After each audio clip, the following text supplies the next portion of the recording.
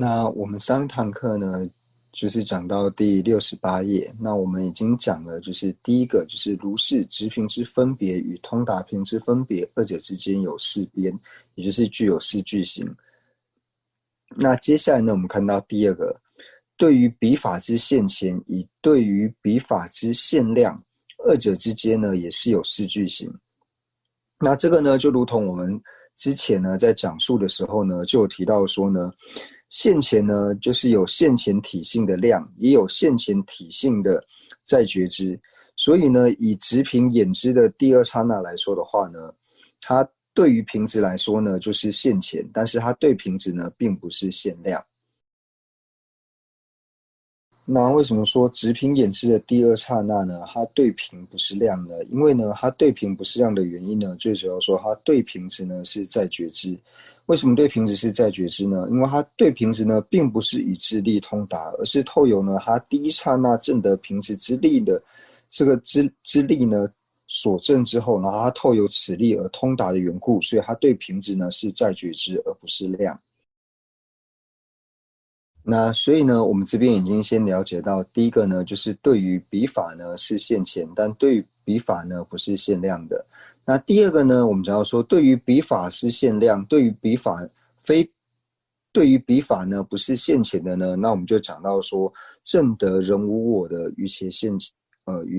前，正得人无我的余且现前。那正得人无我的余且现前呢，它对于人无我呢是限量，但它对于人无我呢，并非是现前。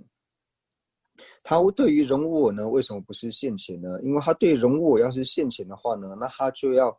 显现，它就要清晰显现人无我，但是它无法清晰显现人无我。那为什么说，正得人无我的余且现前呢？它无法清晰显现人无我呢？因为它是现前人的缘故。那现前的显现呢，和至上是同义的，所以呢，它不可能呢，就是显现异共相。它不可能会显现出常法。那我们一般呢，就是在讲述到说余切现前的时候呢，就是在经论里面，他有提到说余切现前，凡是余切现前所显现呢，必定要是志相。那我们在一般的印度的这些典籍里面呢，它并没有特别的讲述到说呢，就是由现前所显现的话呢，一定要是现前的显现境。那也没有讲到说由分别所显现的话呢，它就要是分别的显现境。虽然说呢没有这样子的明确的表示，但是呢，他有提到说，为什么人无我呢？它无法成为余切现前的显现呢？它为什么无法被余切现前所显现呢？因为它如果被余切现前所显现的话，它就变成余切现前的显现境。它如果变成余切现前的显现境的话呢，那它就要变成志相。所以从这个理路呢，我们也可以推回去到说呢，凡是现前的显现的话呢，就要是现前的显现境，就是我们也可以做这样子的理解，因为可以从这边了解到说呢，现前人无我为什么没有办法被余切现前所显现呢？因为如果是显现的话，就会变成余切现前的显现境。那凡是现前的显现境呢，就要是志相。所以透由这个理由呢，成立到说人无我呢，无法被余切现前所显现。那在这边呢，就是大家分清楚呢，就是我们这里讲到呢，凡是现前所显现的话呢，一定要是现前的显现境。那不要听到这一点之后呢，那我们就自己去成立到说，哦，凡是现前所显现的呢，就要是现前的显现境。所以呢，凡是为分别所显现的呢，就要是分别的显现境。这个是不一样的。那凡是分别所显现的呢，不一定要是分别的显现境。这个我们在之前呢已经讲述过了，就是提到说呢，像是正的平直的比度也好，或者说直平的分别也好，它呢会显现平直，但是呢平直呢并非是它的显现境。那直平正的平直的比度也好，或者说呢直平的分别，它为什么能够显现平直呢？因为呢它一定要显现平直的形象。你在显现平直的形象的时候呢，自然就显现了平直。而且呢，我们在讲述到说，分别之呢，在显现比境的时候呢，会掺杂着其异共相呢一同显现。就以直平的分别之来说好了，直平的分别之呢，它在显现平直的时候呢，是一定掺杂着平直的异共相一起显现的。所以呢，分别之所显现的话呢，不一定是分别之的显现境，但是呢，是现前的为现前所显现的时候呢，一定是现前的显现境，就是这两点呢要分清楚。那特别是我们可以从现在的这个理路呢讲到说，对于彼法之现前与对于彼法之现量二者之间呢有四句型的这一点呢，我们也可以理解到说，凡是为现前所显现的话呢，就一定要是现前的显现境。但是呢，凡是分别所显现的话呢，不一定要是分别的显现境，就是这两者呢，就是要区分清楚。那为什么要做这样子的区别呢？那最主要就是像在中观的一些论点，像是《路中论》《善显密意书》呢，就是有讨论到说，到底佛陀的一切遍智呢，它有没有间接境？那因为呢，如果说如同我们这里所讲到的，凡是现前的显现呢，必要是现前的显现境的时候，那就同样的，我们刚刚讲说证得人无我的，于其现前，那我们现在就可以讲说证得人无我的一切遍智，证得人无我的一切遍智呢，它对于人无我呢，并非现前。为什么不是现前呢？因为我讲到他如果对于人无我是现前的话呢，那他就要显现人无我，那人无我呢，它就会变成了志向，它就会变成了事物。所以呢，以这个理路来看的话，就是以我们现在心类学的这个角度呢，就是它是经部中和唯识中呢，就是共同所承许的这个角度来看的话呢，就要承许一切遍智呢，它是可以承许有间接境的。为什么呢？因为证得人无我的一切遍智呢，它有没有证得无我？有证得人无我，但是它并不是直接证得人无我。因为你如果要是直接证得人无我的话呢，你一定要是显现人无我。但是它证得了人无我，但是又没有办法显现人无我的时候呢，你就只能够承许到说，一切遍智呢，它是有间接境的。就以这些常法来说呢，就是它的间接境。它证呢有证得，但是在证得的时候呢，又不是透由现前显现的方式所证的，所以你就只能把这些安立为它的间接境。那这个是对于说像是以心类学现在来讲，就是经部中还有像是唯识中呢，就是要变成去承许说一切遍智呢，它是有间接境的。但是呢，以应神派来说的话呢，应神派它是说显现的话呢，不一定要是显现境。那这样去解释的话呢，就可以说一切遍智呢，它是没有间接境的，因为全部呢它都是可以显现，所以它也可以显现人无我。虽然说它显现人无我，但是人无我呢，并不是一切遍智的显现境。那这样去解释的时候呢，就不需要承取到有间接境了。那这边呢，就会讲到说，为什么呢？我们要承取到说呢，证得人无我的一切遍智也好，或是于切现前来讲说的话呢，它为什么对人无我呢，一定要是现前呢？因为呢，你一定要把它对人无我呢，一定要安立为是现前。为什么？为什么呢？因为这个最主要呢，就是我们在讲述到说圣者的时候呢，那什么时候变成圣者呢？就是你心绪之中呢具备圣道的时候呢，你称之为是圣者。那在五道里面呢，我们提到说，像是资粮跟加行道二者呢，它是属于凡夫道。那从见道位开始，见道、修道、无学道呢，是属于圣道。那为什么称之为是见道呢？称之为见道的原因呢，就是我们凡夫的心绪呢，何时能够在最初现前证得是第16形象的时候呢？这个时候称之为进入见道位，就是在这个时候呢，你心绪里面升起了见道。那升起见道之后呢，你就不再称之为凡夫，心绪之中具备见道的这个补特伽罗呢，他就称之为是圣者。所以呢，我们一定要承许呢，就是有可以证得人无我的于切现前，就是这个是一定要能够承许的。因为如果不承许这个的话呢，我们就无法安立圣道以及圣者了。所以呢，我们在讲述何时最初进入正道呢？就是我们何时呢能够最初现前证得是第16形象的时候呢？这个时候就进入了见道位。那进入见道之后呢，那我们对于是第16形象呢，就是在的串习，就是让证得是第16形象的这个智慧呢，我们在的去串习，然后一而再再而串习的缘故呢，所以这个时候呢，称之为是修道。那最后呢，到无学道的时候呢，就是对于说我们所要对治的这个所断呢，我们不用再去修习的缘故呢，所以称之为叫做无学道。那一开始呢，叫做资粮道。资粮道的意思是什么呢？就是在资粮道的时候呢，主要是以累积资粮为主。那到加行的时候呢，它就像是一个升起见道的一个前行。那它最主要的加行呢，就是让我们心绪之中呢，能够升起止观双运。那到见到位的时候呢，就是能够现前证的最初现前证的是第16形象的时候呢，那称之为是见道。那在修道时候呢，就对于我们所证得的这个境呢，或者说在见到位的时候呢，我们因为证得了是第16形象的缘故，所以断除了见道所断。那在修道的时候呢，最主要所修学的呢，或者说在串习的呢，就是要断除修道所断。在见道的时候呢，是断除见道所断。那到修道的时候呢，就是要断除修道所断。那到了无学道的时候呢，因为你对于你所要断的这个所断呢，你已经断除的缘故，所以不需要再修学，所以称之为是无学道。所以像是以声闻乘来说呢，声闻的无学道呢，就是因为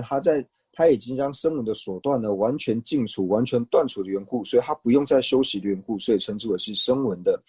无学道。那同样呢，缘觉也是一样，那大乘也是一样。那大乘呢，就是对他的所断呢，就是一切的所知障跟烦恼障完全断除的缘故，所以不需要再修学，所以称之为是大乘的无学道。那所以呢，在这边我们就讲述到说，为什么要成立呢？就是能够证得人无我的于切现前呢？因为我们在讲述见道的时候呢，所能够放的事项，就是放说证得人无我的于切现前，或者说前面讲的证得是第16形象的于切现前。那这个证得人无我的于切现前呢，它的相续是从何相续而来的呢？它的相续呢，是从就是证得人无我的是第一法的平等智而来。就是在我们知道说加行道呢，它分为暖顶忍是第一法，所以到最后面呢，升起是第一法之后呢，那这是第一法的时候呢，它是止观双运的智慧。不过呢，它这个时候呢，还是属于分别知，所以呢，就看说这个证得人无我的是第一法的这个平等智呢，它何时呢，在最后一刹那能够转换成为现前的时候呢，它就从加行道进入了见道。所以呢，我们在讲述说证得人无我的是第一法的平等智呢，它这个时候呢，虽然说它是止观双运，但是在这个时候呢，它都还是分别知。那就看它何时呢，能够把这个分别呢转成现前的时候呢，它就从加行道呢进入了见道。所以这就是说，为什么我们一定要安立出一个能够证得人无我的于切现前的缘故，就是这样。因为它呢，就是我们在讲述见道的一个事项的一个安立。所以呢，我们就讲到说，第二个呢，就是对于彼法呢是限量，但对于呢彼法不是现前的呢，就讲到说证得人无我的，像是于切现前呢，它对于人无我呢是限量，但是对于人无我呢，并非是现前。那接下来呢，我们看到第三个呢，就是二者都是的。对于彼法呢，既是现前；对于彼法呢，也是限量的。那我们就可以安立说，像是证得无常的于切现前，证得无常的于切现前呢，它对无常呢是现前，它对无常呢也是限量。那或者说呢，我们讲说像是直凭眼知的第一刹那，直凭眼知的第一刹那呢，它对瓶子来说呢是现前，那它对于瓶子呢也是限量。那它是现前的缘故呢，就是因为它清晰显现瓶子之后呢，然后证了瓶子，所以它对瓶子是现前。那它对于瓶子是限量的缘故呢，它是因为第一刹那最初证得瓶子的缘故呢，所以它对于瓶子呢是限量。这边有问到说，现前证得无我之前，先现前证得的无常智慧是不是进入见道？有没有说没有这一种？这边呢会问到说，现前证得无我之前吗？会有先现证无常的智慧吗？那有没有回答是说呢，这个是不会有的，因为我们讲述到说，证得是第16形象的见道，或者说证得是第16形象的于切现前的时候呢，我们提到说，就是像苦地呢，我们讲到说无常、苦、空、无我。那无常苦空无我，它是属于苦地的形象，苦地的4个形象嘛。那无论说我们讲说苦地的4个形象也好，或说是第16形象也好，我们在证得见道的时候呢，一定是同时证得，所以你不可能说先有一个先证得无常的于切现前，那有了正的无常的瑜伽现前之后呢，然后才有了正的无我的瑜伽现前，这个是不可能的，因为他们是同时。因为我们在这边所讲到说正的无常的瑜伽现前呢，这个无常指的是细分的无常。那这种细分的无常呢，像是时边际刹那这种呢，就是以凡夫来说呢，凡夫是不可能现正的，是唯有圣者才有可能现正的。所以是第16形象呢，在正的时候是同时正的，没有一个先后的次序的。为什么呢？我们会说到说，我们没有办法安立一个在现证无常之前呢，要有一个在现证无我之前呢，会有个先现证无常的一个智慧。因为我们既然讲到说，它呢都是属于见到位的时候，那如果说你在现证无我之前呢，你还有一个现证就是细分无常的智慧的话呢，那就变成说你这个现证无常的智慧，你要安立在事第一法，就是正德无常的事第一法的平等制，那就变成说正德无常的事第一法的平等制呢，它变成说它会有出现现前的状况，但是我们已经讲了，就是现在讲的是说一开始就进入大乘了，不讨论说回小向大的这些。那你一开始就进入大乘的行者呢，那如果说你在事第一法的时候，你就能够现证无常智慧的平等制的时候呢，就表示说有事第一法的平等制，然后又不是分别心的这个情况呢就会产生，但这是不合理的，因为我们已经讲到说，无论是无常或是无我呢，你在最初证得的时候是唯有圣者才能够证得，所以你要是在现证无我之前有一个现证无常的智慧的话呢，就变成说大乘凡夫的心绪里面呢有能够现证无常的智慧，那这个呢就变得不合理了。那为什么说我们没有办法安立在事第一法的平等之当中呢，就能够现证无常呢？因为呢，我们讲到说，你能够何时能够现证无常，或者说我们以无我来说好了，就是我们在见到位最初进入见到位的时候呢，我们现证了无我。那在进入见到位现证无我的时候呢，我们断除的是什么？我们断除的呢是遍计的我执。所以同样的呢，如果我们能够在现前证得无我之前呢，能够现前证得无常的话，能够在事第一法的平等制能够现证无常的时候，就表示说我们在加行道的时候呢，就可以断除了遍计的常执。但是我们知道说，无论是遍计的常执，或是遍计的我执也好，它呢一定都是属于见道所断。既然是见道所断的话，就不可能在加行道的时候能够断除，所以呢，是不可能会有事第一法的平等制，然后呢又是现证无常的智慧的原因呢，就在这里。那这里呢，就问到说，正的无凭的桌子的眼根第一刹那呢，对无凭而言呢是限量，不是现前，对否？那人们先说呢，这是没有错的。就像说，我们在释量论里面呢，会提到说，就像是正的没有凭执地方的这个眼知呢，它是呢现前，它是现前正得了没有凭执的这个地方。那它对于无凭呢，就是间接正德，并不是现前正德。他对无凭是间接正德，不是现前正德的。那就是像上一堂课呢所讲述到的直凭之分别跟通达凭之分别呢，二者是有视句型。看现在呢，对于彼法之现前以及对于彼法之限量呢，二者呢是有视句型。如果说我们能够搞清楚的时候呢，那自然而然呢，你对于说他们之间的差别呢，我们就能够了解得越来越清楚。所以呢，我们在这边呢，最主要呢就是讲到说，像是有没有正德呢，就是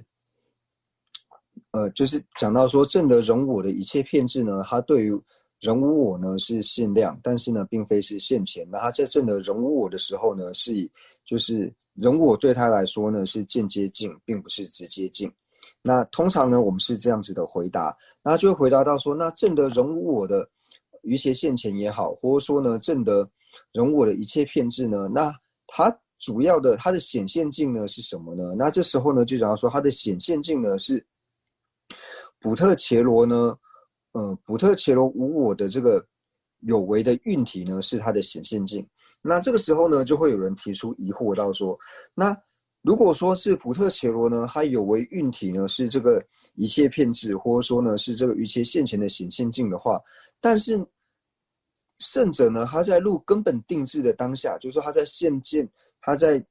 见道无间道的时候，在根本定智的当下呢，他的所见呢，就是他所显现的，就是唯有无我之外，唯有补特伽罗无我之外，他是不可能显现所谓的无我的有为的运体，他是不可能显现这个运体的，因为他所见的就是唯有无我之外，不可能再有其他的东西会显现在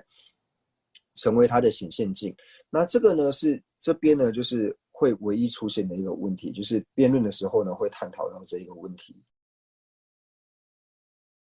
所以呢，在这边最容易产生疑惑的呢，就是在像是圣根本定智当下见到无间道的时候呢，那他最主要的所修呢，明明修的就是人无我。那既然他的主要的所修呢，就是他一切的努力呢，都是为了说修习人无我，所以他最后所显现的呢，却不是人无我，反而是所谓的一个无我的有为的运体的时候，那不是变得很奇怪吗？这是大家呢最容易产生疑问的地方呢，就是在这里。那同样的呢，这一点以唯识宗来说的话呢，那因为唯识宗呢，它承许说一切法呢都是唯识心的体性，那一切法呢都是由坚固习气所产生的时候，那这个时候呢又会产生到说，对于唯识宗来说呢，它也会产生到说，如果说你这个时候呢所放的呢，并不是所谓的人无我，而是放个所谓的无我的有为的运体的时候，那这个无我的有为的运体，它跟人无我之间呢，就是你怎么去成立到说它这个是透有坚固习气而来的？那这一方面的这种疑惑呢，大部分是出自于就是辩了无了义上说商论里面呢，就是有在就是对于唯识宗就是这种程序呢，就是有在做一些讨论。所以呢，对于说世尊呢，他是否有间接境呢？这一点呢，就是宗喀巴大师在《入中论圣显密》一书呢，他有特别呢，就是把这个问题拿出来做讨论，就是有一个篇幅呢，就是专门在讨论说世尊的一切遍知，或者说世尊呢，他到底有没有所谓的间接境这一点呢，就是有一个大篇幅的讨论。那今天呢，因为时间的关系呢，我们就先上到这边。